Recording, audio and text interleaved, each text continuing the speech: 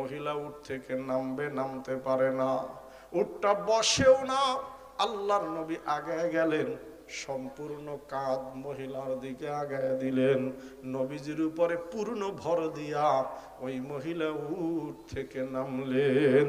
আল্লাহু আকবার।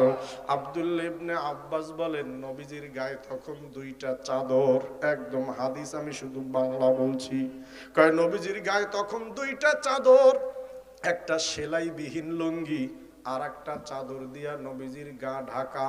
ওরে বন্ধু, আল্লাহর নবী ছিলেন লজ্জাশীল, জীবনে কোনোদিন মানুষের সামনে খালি গায়ে হয় না। এখনো ভদ্র সমাজে যারা শিক্ষিত এরা কখনো খালি গায়ে রাস্তাঘাটে বের হয় না। কথা বলেন না কেন? ওরে বন্ধু,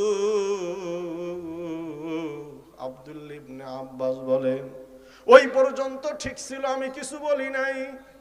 নবীজি মজলিস রেখে দিয়া মহিলার দিকে আগায় গেছে, মহিলার হাত ধরে চুমু খেয়ে কাঁদছে, আমি বুঝি নাই।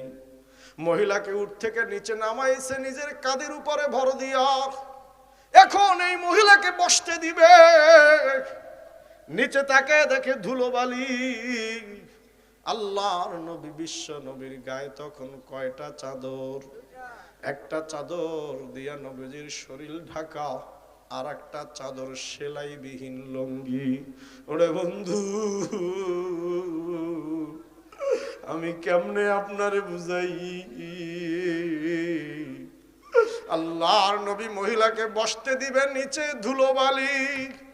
সমস্ত সাহাবীরা তাকাই আছে।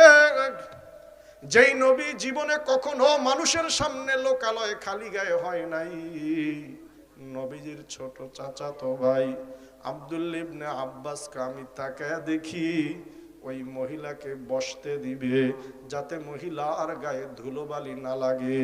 এই জন্য ওই খোলা ময়দানে আল্লাহর নবী নিজের গায়ের চাদর খুলে ফেলছে, নিজের গায়ের চাদর খুলে নিচে বিছিয়ে দিছে, এরপরে তারে বসতে দিছে।